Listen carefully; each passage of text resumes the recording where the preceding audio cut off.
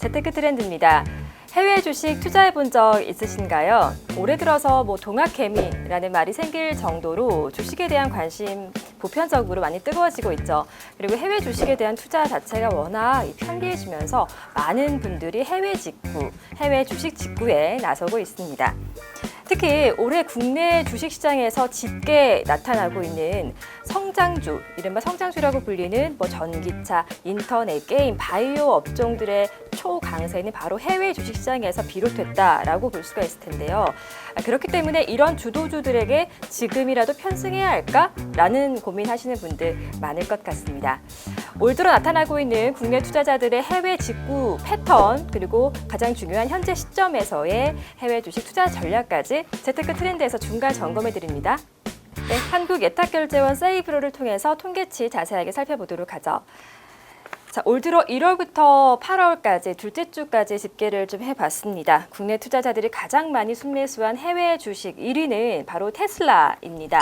그리고 순매수한 그 결제 금액 자체도 13억 달러로 2위 이하의 종목들과 큰 차이를 보이고 있습니다. 2위부터 10위입니다. 애플, 마이크로소프트, 알파벳, 헤스브로, 아마존, SMIC, 엔비디아, 니콜라 등의 순으로 집계가 되고 있습니다. 자, 각 주식들이 상장돼 있는 국가를 보시면요. 7위 종목 하나만 홍콩이고요. 나머지는 모두 10위권 내에 있는 종목들이 미국이 휩쓴 걸로 나타났습니다. 국내 투자자들이 가장 많이 순매수하고 있는 이런 종목들, 과연 어떤 공통된 특징을 보이고 있을까요? 기본적으로 대표 성장주 투자가 이어지고 있는 상황이고요. 또한 신재생 에너지라든지 전기차 관련해서의 매력도가 높은 기업들의 투자가 일어나고 있습니다. 중요한 부분은 코로나19 사태로 인해서 경제 구조의 변화가 일어나고 있는데 이 부분이 아무래도 전자상 거래 부분 또한 전기차나 신재생 에너지 부분의 매출 증가가 크게 두드러지고 있고 이에 관련된 기업들의 상승폭이 높은데 우리나라 투자자들의 해외 투자는 이런 쪽에 쏠림 현상이 일어나고 있다라고 판단이 듭니다. 실질적으로 이런 투자가 굉장히 적절한 투자인 것 같다라고 판단이 들고 글로벌 경제의 변화에 잘 대응하는 해외 투자라고 판단이 듭니다. 자, 종목별로 자세히 좀 살펴보도록 하죠. 세계 전기차 1위 기업인 테슬라라든지 애플, 또 구글의 모기업인 알파벳 등은 국내 투자자들에게 좀 익숙한 기업들입니다. 자, 그런가 하면 헤스브로는요, 코로나19 사태 이후에 많은 주목을 받았는데요. 미국 최대 완구 업체로 대표적인 언택트, 그러니까 비대면 수혜주로 꼽힌 덕입니다. 엔비디아는 그래픽 처리 장치 1위 기업이고요. 니콜라는 미국의 수소 트럭 제조사입니다. 가장 아래에 보시는 종목 같은 경우는 ETF입니다. 상장 지수 펀드인데요. 나스닥 100 지수를 3배로 추종하는 ETF입니다. 아시다시피 나스닥 지수 자체가 이 기술주 중심의 시장인데요. 이러한 종목들을 3배로 추종하는 상품인 것이죠.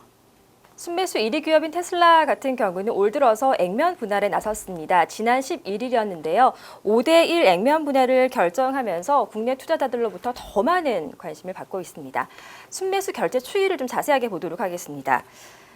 연중 순매수 1위이기도 한데요. 테슬라의 월간 순매수 규모를 보면요. 1월에 2,805만 달러, 2월 6,075만 달러, 3월에 7,047만 달러에서 4월에는 1,655만 달러까지 한 차례 꺾였습니다. 이후 5월에 6,289만 달러로 늘었고요. 6월에는 한 달간 무려 2억 3,136만 달러, 계속해서 7월에 7억 6,148만 달러를 순매수하며 그 규모가 크게 확대됐습니다. 자, 액면 분할을 한 8월에는요. 아직 중순밖에 되지 않았지만 이미 3억 달러 넘게 순매수하고 있습니다. 자, 이렇게 많은 순매수 러브콜을 받고 또 주가가 강세일 수밖에 없었던 미국 주식 같은 경우는 대표적인 이 성장주로 꼽힙니다. 테슬라로 대표되는 2차 전지가 그렇고요. 알파벳 등 인터넷 포털 기업들의 강세, 바로 그런 것인데요. 이런 것들이 바로 고스란히 국내 주식시장에도 그 흐름을 넘겨주고 있습니다. 성장주는 주가 상승의 그 배경 자체가 미래의 성장성에 있기 때문에 경기 방어적이면서 대체로 좀 안정적인 성향의 가치주에 비해서는 주가의 변동률도 높은 편입니다. 자, 이 때문에 국내 주식 시장에서는 최근과 같은 성장주의 가파른 성장세가 좀 꺾일 수 있으니 지금부터는 가치주와 함께 병행해서 투자하는 전략이 필요한 시점이다라는 조언도 나오고 있는데요. 미국 주식 시장은 어떨까요? 기존 주도주들의 강세가 계속 이어질까요? 혹시 변화가 나타난다면 어떤 섹터 위주로 변화가 나타날 수 있을지 계속해서 들어봤습니다.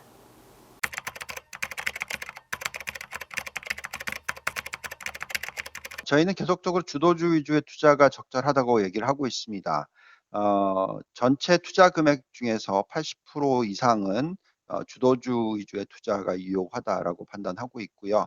코로나19의 영향은 단기적인 것이 아니라 아주 장기적일 것이다라고 예상을 하고 있고, 이 신경제, 4차 산업혁명의 가속화가 오히려 더 이루어지고 있다라고 판단하고 있습니다. 그래서 계속적으로 이런 위주의 투자가 적절하다고 판단을 하고 있는데, 만약에 변한다면 어떤 지표들의 변화가 크게 일어나야지 좀 더 가치 쪽의 비중을 높이는 그런 전략을 쓸 것입니다.